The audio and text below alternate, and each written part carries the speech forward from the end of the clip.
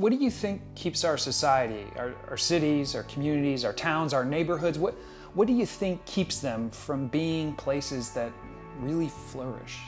What keeps them from being the places that we wish that they could be? What keeps us from living the lives that we wish we could see? But before we launch into any of your theories on that, can we just talk about what's wrong with me for just a second? I mean, what keeps me from being the person that I want to be? Or to ask it in a different way, what's the greatest opposition to my spiritual growth? And I say spiritual growth because the Apostle Paul said that the fruit of the Spirit, that is the fruit of maintaining a connection to God, he said it's more love, joy, peace, patience, kindness, goodness, gentleness, faithfulness, and self-control in your life. So what's keeping me from experiencing more of that in my life? More of that in our society? I mean, if you had a pen and paper right now, what answer would you write down for yourself? Maybe you'd say something about media or social media, maybe something about politics or wealth inequality, or maybe something about apathy or poverty. Maybe if you're religious, you'd say something about idolatry and immorality, and something for sure about sex. Whatever you wrote, I'm betting you've got pretty good reasons for it. But can I tell you what's been bouncing around in my brain lately? Hurry. Cornelia ten Boom was a Dutch watchmaker who was famous for hiding Jewish folks from the Nazis during World War II. And she once said that if the devil can't make you sin, he'll make you busy. Dallas Willard, who often wrote about spiritual habits, said that hurry is our culture's #1 enemy of spiritual growth. And Richard Foster, who's actually a student of Dallas Willard's, he said that our adversary majors in 3 things: noise, crowds, and hurry. Now, whatever your thoughts are on the devil, just all that aside, there's something to their sentiments, right? I mean, if you were to describe a future life that was absolutely perfect and flourishing, you'd probably use some of Paul's words, right? Love, and peace, and kindness. I mean, the reason so many sages see being in a hurry as one of our primary problems is that love, peace, patience, kindness, and goodness, they all require time. I mean, it's really hard to be good and kind when you're in a rush, right? My wife Alana recently made a meal for a friend who had just had a baby. And then she also made a care package for another friend who got COVID and had to quarantine. Do you know how much time those activities took? I mean, to get the stuff, to make the stuffed peppers, then to actually bake them, and then to deliver them to the north side of the city where our friends live. I mean, that in itself was basically an entire day. And what do you even put in a COVID care package? I mean, any good care package has candy, maybe cookies, and candles, but what if you lose your sense of taste and smell? I mean, what are you supposed to do? The point is, it takes time to come up with ideas. The love, joy, and peace we're all looking for take time. They're incompatible with being in a hurry. The society that we all want to live in, the life I want to lead, the person I want to be, is one that's filled with love and joy and peace, with kindness and goodness, but those are incompatible with being in a hurry. And I've definitely got the mad dash disease. So I've been evaluating lately, what kind of person is my pace of life producing? I mean, the other night while Alana and I were watching TV, I got up to go grab something from our room. I broke into a light jog down the hallway in order to go get it, and then jogged back to the couch. And Alana was like, is everything okay? And I was like, yeah, why? And she said, why did you run to the room to go get that? And I said, I don't know. And I still don't. I mean, why am I always in such a hurry? Why do I count the cars at every single stoplight and change lanes to get into the lane with the least? Why do I inordinately get pissed off if I choose the right drive-thru at McDonald's instead of the left, and then watch other cars that came after me go before me?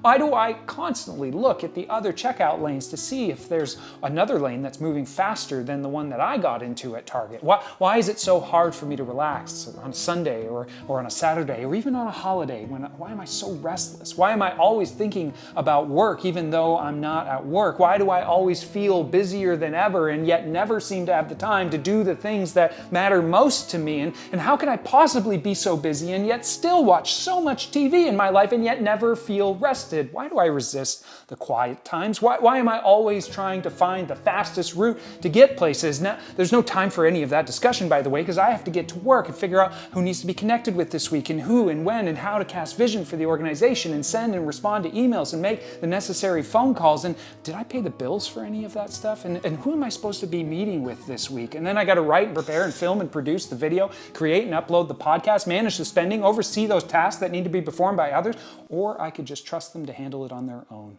Or I have to organize, advance, and listen to podcasts and read books on how to do all of that stuff better and more efficiently while still maintaining my role as a husband, father, a brother, son, a friend. Do I even have any friends? I should probably get some friends. And hobbies. I need hobbies. Hobbies are important. And don't neglect your exercise, Corey. And oh shoot, I was supposed to make a list so I could go get some groceries. And when's the last time I even went outside? And why don't I ever have any clean socks? And all of a sudden it's 9:30 at night. So how about we just close this out like we do every other night? Watching TV, scrolling my phone, checking last minute details. Why do I always feel like I'm on the verge of getting sick and yet it feels like an elephant is standing on my chest? What am I even doing with all this extra time that I'm apparently saving by rushing through every detail in my day? I'd like to tell you that I'm exaggerating for rhetorical effect, but let's be honest. Your day, it might have different details, but the sentiment's the same, isn't it? Maybe you're still uncertain about your own infection with this disease.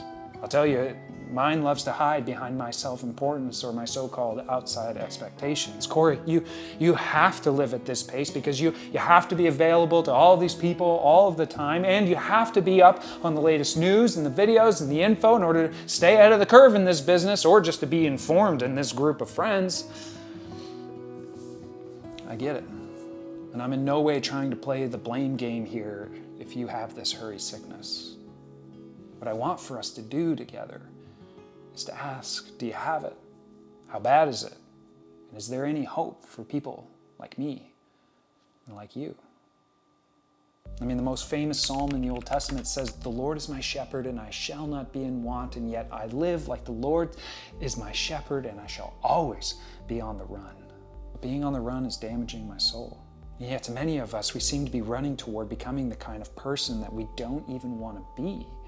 I mean, if I think about it, so many of my least likable moments, my most regrettable interactions have come because I was in a hurry to be or go somewhere else.